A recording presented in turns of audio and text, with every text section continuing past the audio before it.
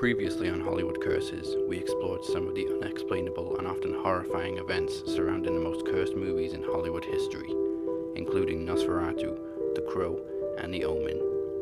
But sometimes, the curses that seemingly affect real life carry over into the films based on them. The Amityville horror is one of the most famous and unexplained hauntings in history. While there's been some debate over whether some of the events actually happened, the origins of this story may be even more disturbing. The DeFeo family lived at 112 Ocean Avenue on Long Island, New York. On November 13, 1974, at around 3:15 a.m., Ronnie DeFeo Jr. shot and killed his parents and four siblings with a .35 caliber Marlin rifle while they slept in their beds. There is no logical explanation as to why none of the family seemed to hear the shots. All six victims were found face down in bed when they were killed, with one shot to each brother and sister, and two shots to each parent. The DeFeo's neighbors also claimed not to have heard any gunshots, and despite what Hollywood depicts, there was no storm or heavy rain to drown out the noise that night. Dawn was 18 years old, Allison was 13, Mark was 12, and John Matthew was just 9 years old. DeFeo took a bath, redressed, disposed of evidence, and went to work as usual. At 6:30 p.m., 15 hours after the killings, DeFeo ran into a nearby bar claiming his parents had been shot by a hitman.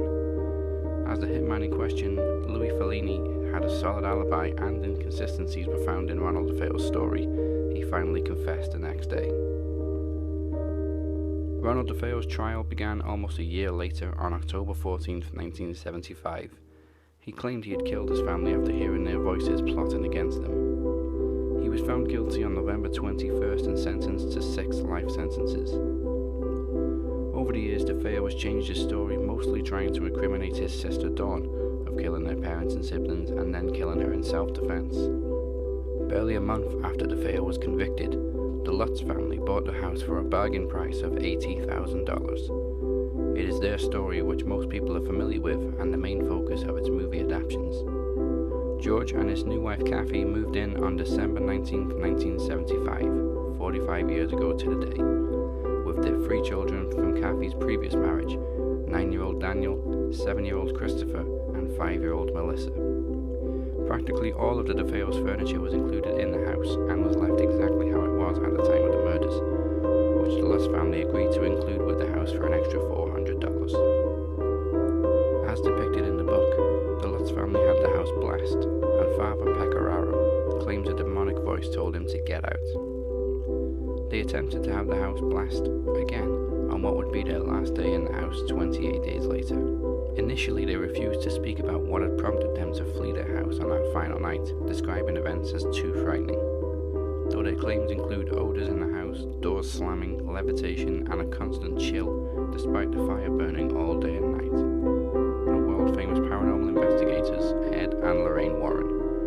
Although Lorraine had always claimed Amityville was her most haunting case, out of 4,000 cases, that's the only house she vowed never to enter again.